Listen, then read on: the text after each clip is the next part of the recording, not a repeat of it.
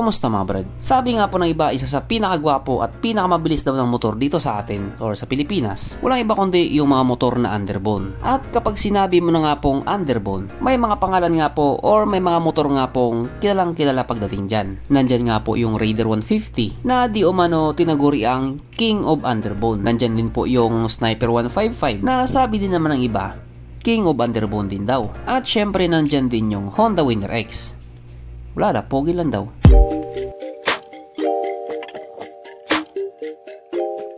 Pero syempre bago tayo magpatuloy, kung bago ka pa lamang napadpad dito sa aking walang kwentang channel, huwag ka na mag-subscribe. So yun na nga, kung usapang underbone nga lang po, marami yan dito sa Pilipinas. Bomba dito, bomba doon, racing dito, racing doon. At kapag na-checkpoint, iyak-iyak. Lisensya kasi muna bago porma. Sa kategori nga po ng underbone, mukhang may madadagdag na naman na bagong pangalan. Yes po, bagong muka, bagong pangalan. Ang kaso lang, hindi dito sa Pilipinas. Or wala pa dito sa Pilipinas. Wala din naman bago dun. Sapagkat itong motor nga po na ito ay nilabas doon sa Malaysia. Available pa lamang ito sa Malaysian market. At ito nga po ay ang Vogue or Vogue or Vogue. Bahala kayo kung ano pronunciation nyo sa ano na yun. Ang Vogue FR150. FR stands for Fumica Rosa. Well, mukhang malaki nga din po talaga ang pag-asa na makarating ang motor na ito dito sa atin. Kasi nga yung brand na yan, meron din dito sa atin. Pero hindi pa ngayon. Pagdating ng panahon. Kung titignan nga po natin yung itsura niya, gwapo din naman talaga. At kapag nakaharap nga po siya, ganyan yung itsura niya. Yung style nga po ng ilaw niya sa ilalim, parang naudlot na Ducati. Or pwede rin sabihin nating parang dilat na Ducati. Kasi nga medyo dilat siya. Adik yata. Siguro yung iba pagdating sa picture pa lang, medyo hindi ma-appreciate. Pero pag nakita mo na siguro sa actual yan, magbabago na rin siguro pananaw mo. Mas ma-appreciate mo na ang motor na ito. At kapag nakatagilid nga po siya, napakagwapo niya. Bumagay yung kulay at pati na rin yung sticker niya. Kung titignan mo nga siya mabuti, hindi talaga siya pipitsugin. Mukhang matibay din talaga siya. At mukhang may laman din talaga siya. Sa biglaang tingin parang sniper din no? Ibig sabihin nun, pogi din talaga siya. Kaya dahil dyan, pag-usapan na naman natin kung ano nga bang meron sa motor na ito at kung gaano nga ba talaga siya kaganda. So ito nga po ang Vogue FR150 na mayroong 149.6 cubic centimeter engine displacement. 4-stroke single cylinder. Dual overhead cam with 4 valves. Wow! Ayan, naka-dual overhead cam na. Ano, bibili ka? Naka-electronic fuel injected at syempre ito po ay naka-liquid cooled. Kaya hindi po siya panis sa Honda Click 125. Ang kanyang compression ratio 11.4:1. Pagdating nga po sa kanyang power, ito po ay merong 15.4 horsepower at 8,500 RPM, 13.5 Nm of torque at 7,000 RPM. At dahil nga po kalalabas pa lamang sa motor na ito, wala pa po tayong idea pagdating sa kanyang top speed. Pero isa lang naman ang masasabi ko dyan, bibilis lang naman yan pag nandito na yan. Hindi, wow. Ang kanyang tangke ay kaya magkarga ng 5.8 liters fuel ng capacity. At wala din po tayong idea pagdating sa kanyang fuel consumption. Ang sukat ng kanyang gulong 90/80/17 sa harap at 120/70/17 naman sa likuran. Pagdating naman po sa kanyang braking system, ito po ay naka-disc brake sa harap at disc brake po sa likuran. At ang malupit nga po dito, naka-dual channel ABS.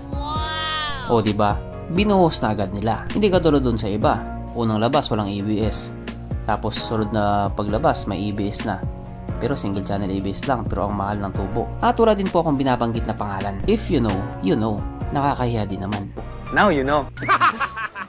Ang kanyang seat height ay may taas sa 795mm at ang motor nga po na ito ay may kabuuang bigat na 145 kg. So kung ikukumpara nga po natin sa mga katunggali niya na underbone, mas mabigat po ito.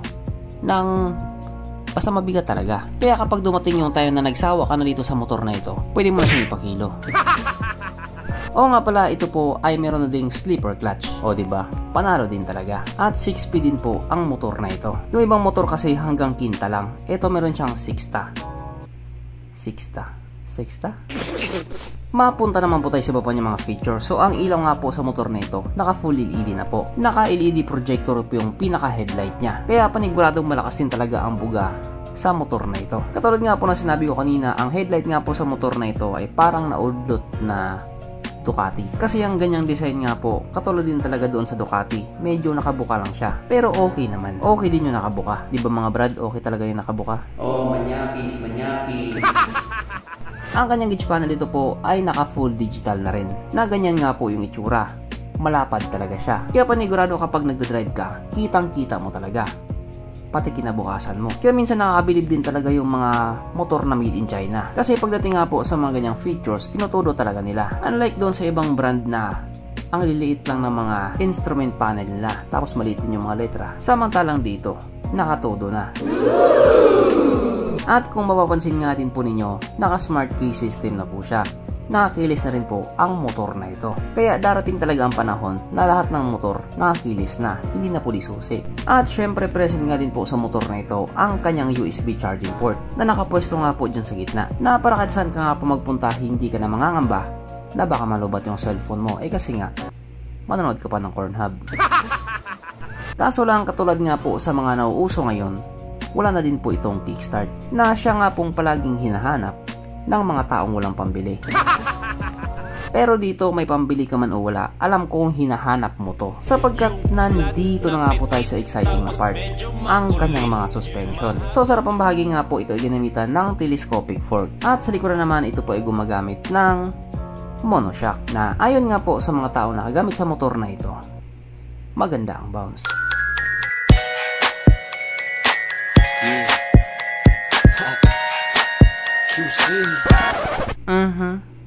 Panigurado, wala na namang nalungkot. At dahil wala nga pong nalungkot, alamin na po natin kung present nga ba sa motor na ito yung tatlong pinaka-importanting features. So, una na nga po dito ang kanyang lagayan ng istalyon. At nakakalungkot mang sabihin, wala siyang ganun. Wala siyang lagayan ng istalyon. Pangalawa, wala din po siyang sabitan ng pulutan. At oras na nga po para sa ating Red Horse check, ang pinaka-importanting feature sa isang motor. At ayon nga po sa aking masusing pag-aanalisa, ang motor na ito ay kayang magkarga ng isang kahong Red Horse.